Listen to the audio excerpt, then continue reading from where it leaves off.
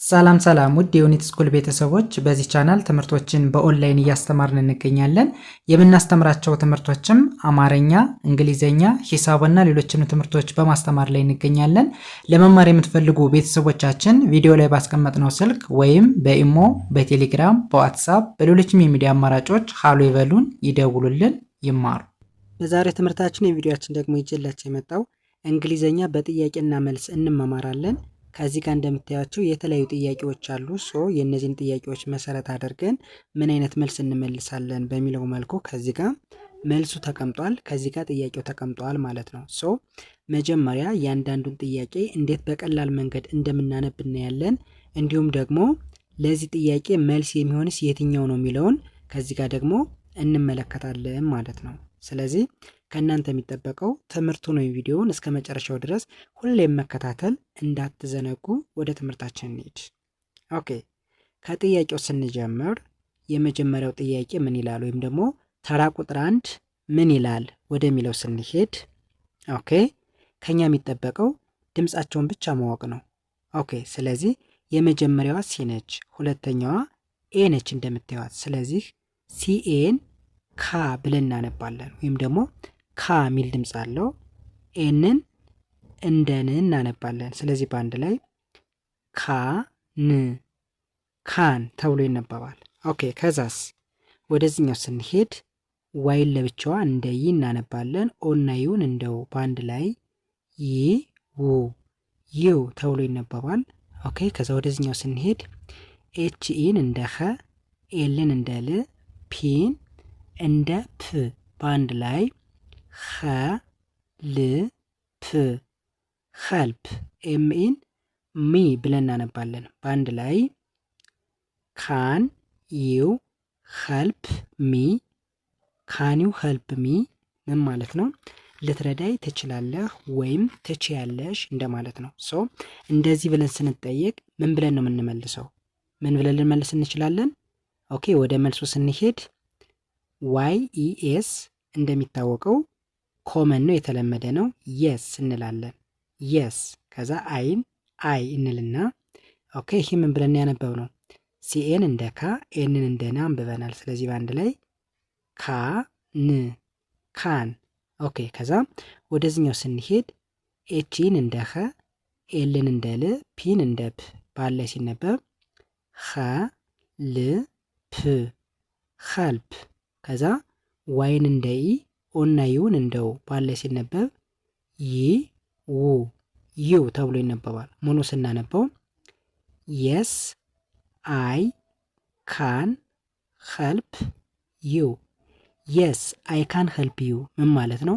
አዎ አግዝሃለሁ ወይም አግዝሻለሁ ብለን ልንመልስ እንችላለን ማለት ነው።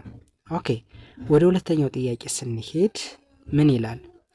ዲኦን እንደ ዶ ሳይሆን እንደ ዱ እናነባለን። ሁሌም ዲና ኦ በአንድ ላይ ሲመጡ ዱ ተብለው ይነበባሉ።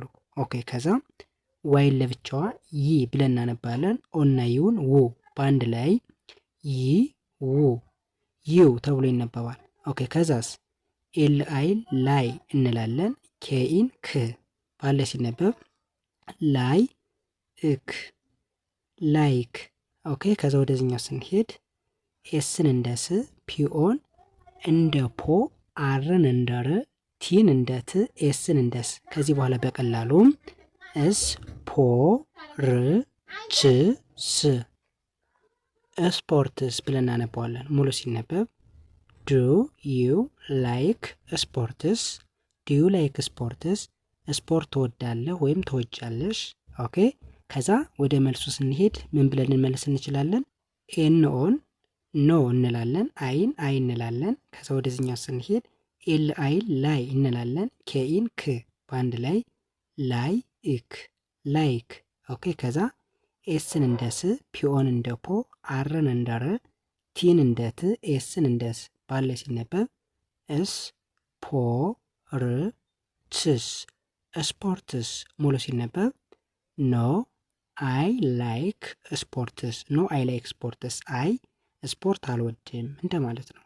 ኦኬ፣ ወደ ጥያቄው ስንሄድ ወደ ሶስተኛው ጥያቄ ምን ይላል? ኤች ኦ ደብሊው ሃው ተብሎ ይነበባል፣ ወይም ደግሞ ሃው የሚል ድምፅ አለው። ኦኬ ከዛ ኤምዩን ማ እንላለን። ሲኤችን ች ባለ ሲነበብ ማ ች ማች አይና ኤስን ኢዝ። ኦኬ ከዛ ቲኤች አይኤስ ዚስ ተብሎ ይነበባል። ሙሉ ሲነበብ ሃው ማች ኢዝ ዚስ። ሃው ማች ኢዝ ዚስ ምን ማለት ነው? ይህ ዋጋው ስንት ነው እንደማለት ነው። ከዛ ምን ብለን መልስ እንችላለን? አይና ቲን ኢት እንላለን። አይና ኤስን ኢዝ።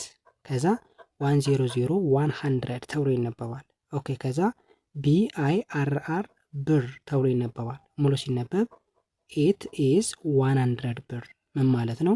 100 ብር ነው ወይም ደግሞ 100 ብር ብቻ ነው እንደማለት ነው። ኦኬ ከዛ ወደ ጥያቄው ስንሄድ በተመሳሳይ ዲኦን ዱ እንላለን።